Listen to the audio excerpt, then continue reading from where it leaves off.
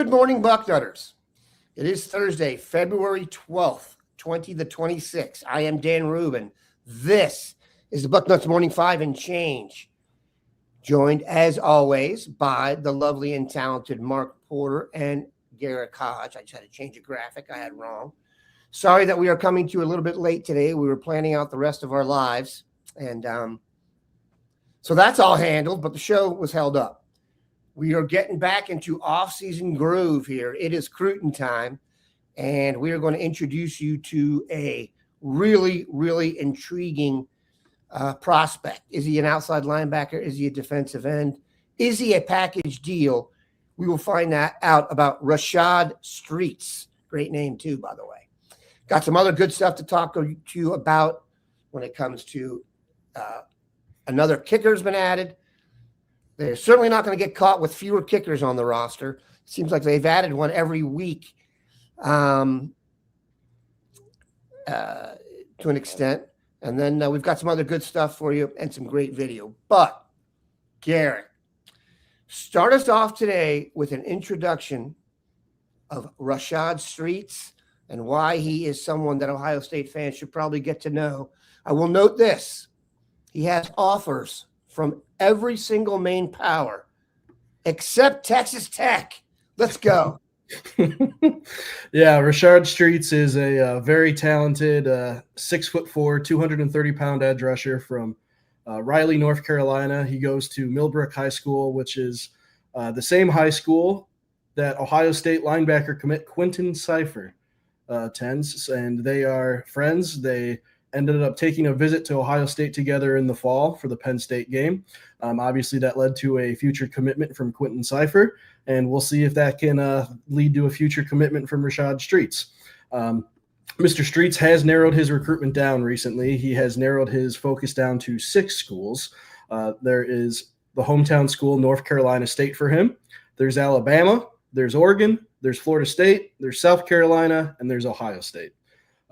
Mark's going to show some of his highlights of his junior year here in a bit, and there is a lot to get excited about here. Last year, Streets as an edge rusher tallied 103 tackles, 39.5 tackles for loss, 15 sacks, 43 quarterback hurries, 5 forced fumbles, 2 fumble recoveries, 3 pass breakups, and 2 blocked punts. And you're saying that's in one season? That's in one season. Holy mackerel. I thought those were career stats when I first read it. I'm not kidding. Go ahead. No, Cipher. The crazy thing is that Cipher stats aren't all that different from that. So you had 2 guys that basically made a play on defense every other play. By the way, it also helped that both of them helped lead Millbrook to an undefeated regular season and state championship appearance. That helps. They ended up losing in the state title game, but anyway, nonetheless, you can't win them all, right? But anyhow, yes, I think Mr. Streets is certainly near the top of the board in terms of remaining Ohio State edge targets.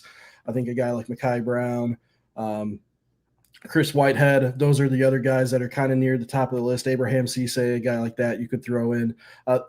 When you mention all those like 4 guys, Ohio State already has the best edge rusher in the entire class, and DJ Jacobs in the fold.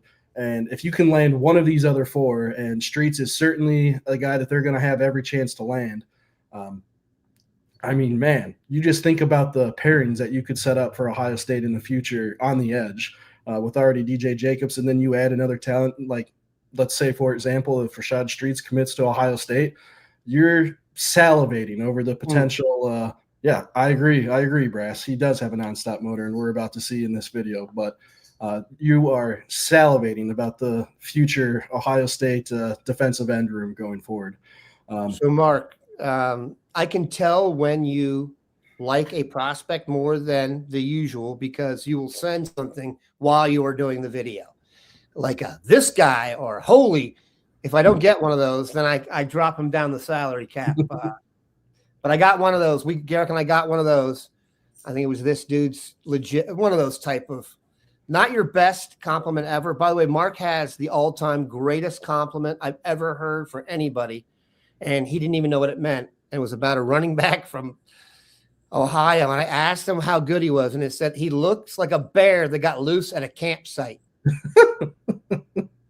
I still don't know what that means. I but thought it I was at He a went to children's Michigan State. daycare facility. It was L.J. Scott, by the way. You remember him? It was a bear that got loose at a children's daycare facility. Yeah, it was a bad scene. But All right, Mark. that might be too graphic of a way to describe. You went a little further than I would have, but that's okay. That was pre-cocaine bear, so I didn't really have the visual yet. Yeah. Once they went to Cocaine Bear, I guess they did push the boundaries. All right, your thoughts on Streets before we hit the video? Yeah, exactly what you guys were saying, and I'm looking at the comments, and this guy does invoke an emotional reaction. Hence, my text during it, like, "Hey guys, we got one on the hook here," and like Bill Curlick used to state, "There's 5 stars and there's 5 stars." This kid really jumps off the tape. The electricity, his motor, the quickness, that run the hump drill that people do, where they run around the rings. I've never seen it put on tape so many times in one reel in my life, quite frankly. The ability to bend the edge. Yeah, and you're going to say, well, show me an example of that. This kid's going to give you many examples of that. There's the block punt. That's unusual when you get it from a linebacker. That's usually defensive back stuff. The acceleration off of blocks where he's being blocked. The next thing you know, the acceleration, the dip underneath there, that the awareness to say, you know what? I got to change my thing. The way he dips there, this does make you question the competition. In fact, I stopped the film a few times to watch who he was going against because he made him look so ridiculous. The stop on the dime right there and the turn and accelerate to go get an athlete. And here's one of those power rushes where you're going to see him blow right through the tackle. He mixes up his game of pass rushing. The suddenness there to change direction is what we've seen 3 or 4 times already. I'm writing for one of these run the hump plays that I bragged about, but you'll see a lot of different things here that are very natural. It's not like he's been coached to do these things. It's just there's your run the hump and get around the tackle, that dip and keep your inside arm down and stay low. Again, inside, outside, and then the speed to chase down. And that's an athlete. That's not your big stiff quarterback that's a drop back guy. So you'll see a lot of different things here. You're going to see a few more pass rush plays. Garrick, when you started listing his statistics, it's unbelievable how many stats he put up in 1 year. And the film I made, when I cut it at like 2 minutes and 15 seconds, I had 5 more minutes of stuff I wanted to put in. And that's another telltale sign. There have been recruits where I'm struggling to get 2 minutes of great film. This guy just goes for days. So, and to think it's state championship competition on there, hats off to him. He is a big-time recruit, and we can argue how big time after that film. A couple other quick notes on Streets. Larry Johnson and Ryan Day visited him on January 21st during the open period. Now, granted, Ryan Day was probably there because he wanted to visit Quentin Cipher too, so it's not just there for Streets, but just shows you how invested Ohio State is in this guy that they're sending both the defensive line coach and the head coach to visit Rashad Streets. And also another thing, and this is more about Quentin Cipher than it is Rashad Streets, but Quentin Cipher has turned into one of the more active recruiters on social media in terms of targeting other Ohio State 2027 targets. And he has admitted, I've been in his ear quite a bit about potentially teaming up at the next level. I wouldn't count them as a package deal necessarily. I don't think Streets has to play where Cipher plays and vice versa, but they certainly would like to if they could. And it would be really cool if it worked out that way. But I jest about the package deal because this is like one of the recruiting myths that we've dealt with. And I can tell you some hilarious stories about people who pitched themselves as a package deal with someone else who didn't know. And that wasn't great for them. But they were interviewed before Cipher committed to Ohio State. And the one who talked about the package deal was Streets. And he laid it out pretty clearly. They're both also, I would say this, future captain possibility type players. If you hear them talk, if you understand kind of the roles they played on their high school team, these are football players, man. These are football playing Jessies, whatever the term you want to use is. I wonder, did Cipher show up on film when you were looking at Streets, Mark? I didn't pay attention to the other side of the field. Okay. I mean, they're both his highlights were so singular. You know what I'm saying? It wasn't like there were group tackles. There was like one got there first, the other one got there.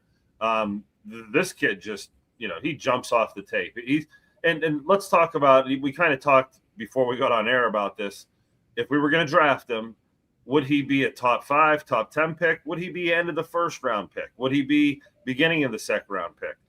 I think as a linebacker, sometimes they're a little devalued, not quite as valued, but edge rushers and pass rushers are valued. So he's in that realm of, boy, I mean, Micah Parsons does a lot of different things. And on this tape, he was lined up inside, he was lined up outside. They Micah Parsons this kid in high school, which, okay, that's pretty common at the high school level to use a versatile player like that. But, when you see a player like Micah Parsons blow up in the NFL because of the pass rush, change of direction, a lot of the traits we just oohed and awed about, yeah, it's a heck of a compliment, and that's what we do here. We just blow players up with unrealistic expectations. Well, unrealistic. Listen, Ohio State recruits the best college prospects on planet Earth. So, of course, we're going to get the best dudes in here. That's kind of an inside joke that we always we end up saying we're not going to do this again, but here I am, Micah Parsons comparison. Let's just do it. I wonder, let's throw it out there. Yeah, I'm sure on other websites they're like that Porter guy. All he does is throw out these lofty comparisons, but I doubt it. The kid jumps off. Arvell Reese may be the going forward comparison. And what you said about pass rush, if there is one thing NFL guys are gaga about, it is pass rushing abilities. Yes. I told the story that, that play in the Texas game where Arvell does the look off and then rushes. I wrote down right there, going to get picked in front of Caleb Downs. And I got routinely lambasted by some people behind the scenes. Not the case. If you can rush the passer, the NFL will overlook virtually anything you've ever done negatively. Even if you have the potential to do that. Like if you look at Reese now, he's projected to go second in the draft. People don't even know what position he's going to play. They're just that dude. So you can steal the collection plate on Sunday, but if you can rush the passer, they'll let you have it. Exactly. I mean, it's gotten out of control in that. In fact, I think it might be an overcorrection, but we will see going forward. All right, Garrick, that was good stuff. We will keep it locked in there. Before we sign off, Rashad Streets, you mentioned he has a final group. Do you have a target time for his commitment, or does he? I don't think there's a specific date set, but I would imagine that since it's a top 6 category, he's going to take official visits to most of them, if not all of them, since there's no limit on official visits anymore. I keep having to get myself out of the mindset of, all right, who's the 5 he's taking official visits to? Right. And those days are done. Yeah, those days are long gone, of course. It might be a thing now that you can take official visits a little bit earlier that he takes one to maybe North Carolina State in April and then kind of works his way out from there. But in any case, I think that we're looking at a summer timeline commitment here, probably sometime in late June, July, after he's taken all these official visits and really seen all he needs to see. Predicting where people are going to visit and go is no longer like we used to have it. Like Dwayne used to have a thing where the last visit and this stuff. When Tarvis Alford committed to Ohio State and then announced where he was taking his 5 visits after that, this thing out, it was over with. We've stepped into a new generation. All right, Garrick. I jested before the show or even the beginning of the show, we've added another kicker. It's almost like Ohio State knows what Bucknutters want. And much like legend band Chris Henry's recruitment being dragged out and finishing with a wonderful finish, we just had kickers like it's nothing now. Can you bring us up to speed on the latest kicker and what is going on at kicker? Yeah, sure.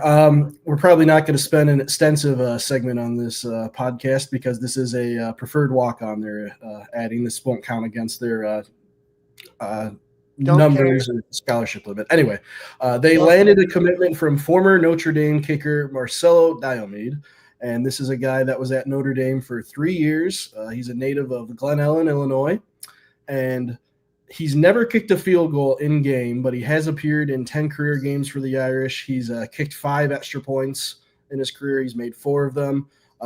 Before college, he went to Glenbard West High School, and he was ranked number 10 nationally among kickers in his class. So he has a former prestigious kicker there. This is not a guy that's probably going to end up – well, you might see him in a couple of the Ball State or, I'm sorry, Mark, Kent State games coming up this year. Maybe let him kick a PAT or two, let him get a kickoff or two. But very likely you're probably not going to see this guy over the next 2 years in Columbus. The guy you will see is Connor Hawkins, the Baylor transfer coming in. A guy that they're very excited about that has consistently made 50-yard field goals. And then they have made 3 kicker additions this offseason. One is obviously Connor Hawkins. One is Marcelo, the kicker from Notre Dame. And then to clarify, they have added 1 high school kicker, and that is Cooper Peterson, a young man out of North Carolina who is also coming in as a preferred walk-on. So 2 out of the 3 kickers will be preferred walk-ons that they've added this season, and that's nothing that's out of the ordinary. That's how they usually do it. They usually put 1 kicker on scholarship, and then we got to come up with a name for this. Dan has the Ohio Mulligan program for the transfer portal. We need to think of like a promotion program for kickers that you can one day earn a scholarship at Ohio State. So Dan's offseason goal is to come up with a name for I'll do that. Earn your way to a scholarship at Ohio State. But so yes, you'll have. I'll say this: you want to be a hero, and be the kicker that does well socially. Come to Ohio State and be a star, because we are starving. There's a chance that, like, put it this way. I'll give you a hypothetical. Let's say it shouldn't. The Texas game to start next year comes down to a field goal and the kicker makes it. There will be a stretch where that is the most popular person within the state of Ohio because of how we've dealt with kickers. And I will say this. They have clearly decided that special teams matter. Would you guys agree with that? Oh, Garrick? for sure. You add a special teams coordinator. You add 3 kickers, especially it is clear and abundant that someone at the Woody Hayes Athletic Center has been listening to the Bucknuts Morning 5 and Dan Rubin's pleas to invest a little bit more. It wasn't just me, dude. I speak for the people, and I know what does page views. And they wanted then some kickers. And by the way, let's see, since Mike Nugent, little story. Mike Nugent actually lives on the same street as my college roommate. And he has the backyard of he must have kicked for the Sultan of Brunei at some point, because my guy has shed no tears for the news. He is living large. I'm talking walls, waterfalls. Who knows what goes on back there? But we digress. All right, Mark, your thoughts on special teams? Yeah, Coach Keys has got to be happy because he's got some competition in the room. And that's what you want. I mean, I think as analysts, we assume, okay, here's the starter, here's the 2 backups. But the coach is always saying, what if things go sideways? Dan, what if the kicker misses that kick against Texas and we're right back to where we started? You're going to be happy as heck. You have a Notre Dame kicker and a top-tier kicker coming in, waiting in the wings. It's all the right moves. You go back on the bus with the cheerleaders. Go ahead. Yeah, it's redundant to say it comes back to compete. You got 3 guys that are going to be competing, and they run these kicking contests every week in practice where they kick from all the different hashes, all the different spots. Sometimes it's random, and at the end they all get a percentage and points based on the day. And tell you what, it's anybody's game. Do you think these guys are going to come in and just miss kicks so the other guy can be the starter? There will be a kicking battle, and I know it's assumed which one's the win, but the daily competitions in camp in the spring ball will kind of decide the pecking order here. And we know who has the advantage, and the experience, and who should win it. But yeah, I think the real winner here is Rob Keys, the special teams coach. Yeah, whatchamacallit, I think Urban used to do a really good job of putting pressure on the kickers. Maybe him just personally standing there would put a lot of pressure on you too, but it is clear. I'll just say it's very encouraging to me, at least, that look, Ohio State went undefeated and lost 2 games at the end. So a lot of things were going right, but it does seem like they aren't running from the issues that they did have that everyone kind of assessed, which was, look, the special teams just wasn't good enough. I mean, I don't want to, you could look back at some of these games. If you go back and look, these kicks, I know there were emotional losses. You can go back the last couple of years. If they had made maybe 2 field goals, things would be a lot different. And that's yeah. you don't want to minimize things too much, because in football, Lord knows, a million things take place, but you got to make field goals, man, under 40 yards. Those have to be go-tos now, especially when dudes, here's another thing, especially when dudes are kicking 70-yard field goals now. They're out there. If people can make what's going on in the NFL, where dudes just, I don't know if people don't know this, but when we were growing up, 50-yard field goals were like Pro Bowl caliber. If you don't have a guy who can get a 53-yard field goal under pressure, he's not good. So are you trying to say that the athletes in the 70s and 80s who were smoking cigarettes at halftime didn't have the most impressive legs? I don't know. I don't think it's that. I They think it's didn't train like the kids. I think the training of kids today is just off the charts. No one shot 3-point shots back in the day either. Yeah. You got kids at 14-year-olds squatting 225 for sets of 10. And, you have things going on that just didn't happen, pre, 2000, like I think that there's a lot of these rocket legs, and it's largely due to the increased flexibility, all these things that have come, you got kickers on creatine and protein powder. And I mean, it's out of control what's going on now. I mean, they got quads that look like they're mountain bikers going through the mountains. It's just a different world. It's incredible. It's just so different. It's like going for it on 4th and 2 now. Everybody goes for it on 4th down all the time. Everybody kicks field goals over 50 yards. Back in the day, if it was a 53-yard field goal and you stop someone on 3rd down, they were going to punt. No longer. So very, very interesting. And Ohio State has decided to join the party. All right. My final vibe here, Garrick. Visitors. Please bring us up to speed on who you think's coming, who's going, where their focus is right now as they navigate these uncharted waters. Yeah, just wanted to, we were talking in pre-show about other things we could touch on today, and we have, 1, 2, 3, 4, 5, 6 tentatively confirmed visitors for spring football coming up in the next month. Just so everyone's aware, right now we are in a dead period that started on February 1st. Dead period meaning that recruits cannot come to campus, nor can coaches go on the road and see them. But they still can communicate via text messages, emails, FaceTime, all your virtual communications. The dead period ends on March 1st, so it will be a busy time between March and mid-April for a lot of recruits coming to visit Ohio State for spring practice dates. We don't have the first spring practice date officially set for Ohio State yet, but the first visitor that we have confirmed, the earliest that he's coming to Columbus, and that is Virginia 2027 tight end Sean Curry, who is committed to Virginia. We talked about him a little bit on Tuesday, the 6'7", 230-pound tight end, committed to Virginia, also scheduled to visit Penn State in addition to Ohio State. So we'll see how things move along there. I think Ohio State wants to take 2 tight ends in the 2027 class. So regardless of whether they get Brock Williams or not, this is a guy that they're going to look into. And we might as well keep on the tight end train. This is March 28th. I've confirmed 2 visitors. Grant Havland, a 4-star composite tight end out of Georgia. He's got offers from Alabama, Auburn, Clemson, you name it. Another guy that's going to be firmly in the mix, depending on how things go for tight end number 2. And then a guy that I actually wrote about yesterday on the site. So if you'd like to know a little bit more about this young man, 2027 linebacker Jaden Nelson. And this is a guy that it's kind of really cool to see. And Mark has seen a lot of these type of scenarios over the years where in mid-January, this young man had 0 offers to his name. And right now he has 21 Division I offers to his name. So this guy – film got out. Yes, the film got out. Everyone has seen trust the process, as they say.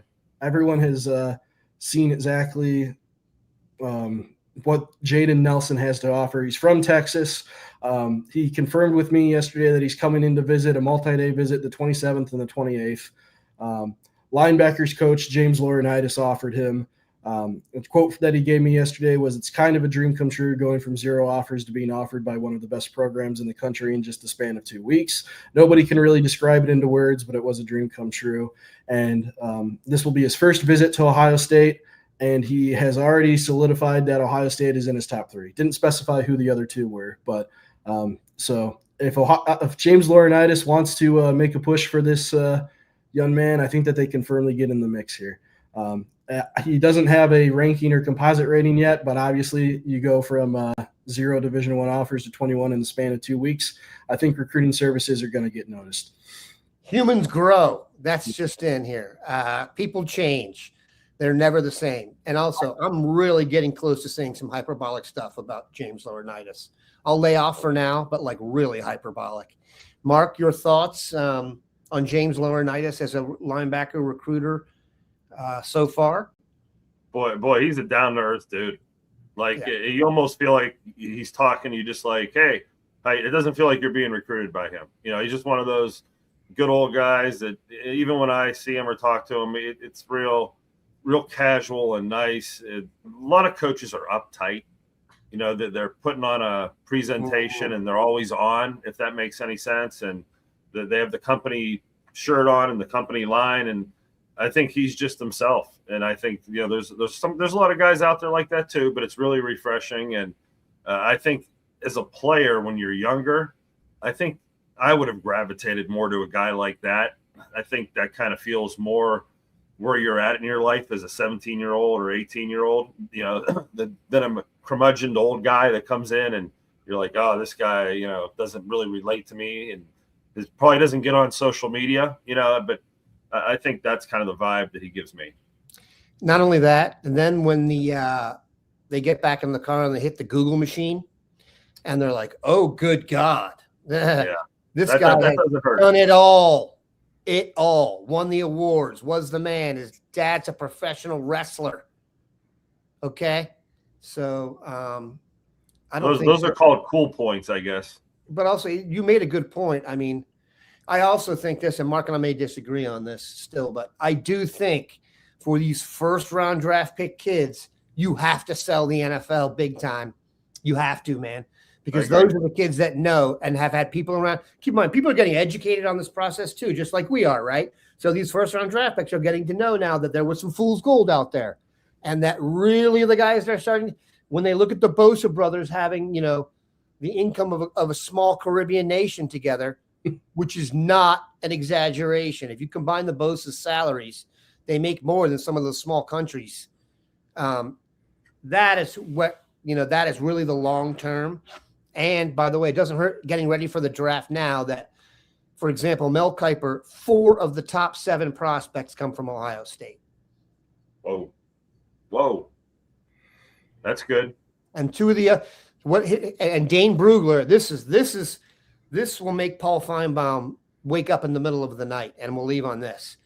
The top 5 prospects on Dane Brugler's board played college football in the state of Indiana or Ohio. Think about that for a second. Top 5. Do you know how many years I had to hear how Ohio, you know, wasn't living up to what the other states were, and you know that SEC dominance. That when I started 20 years ago, that's what I walked into was SEC dominance, and you know, the joke now is now that everybody can pay players. It's funny where the best players are coming from. So hats off to Midwest. So it was just for ha-has. It was your 3 highest rated Ohio State players, which is Arvell Reese, Caleb Downs, and then Sonny Styles, believe it or not, according to Dane. And then it's Jeremiah Love and Mr. Mendoza. So the Big Ten is the best conference in football. Who knew? All right, guys. Appreciate everything that you've done here. Garrick will be on the case. So if anything pops, we'll have it. Otherwise, have a good one. That is a buck.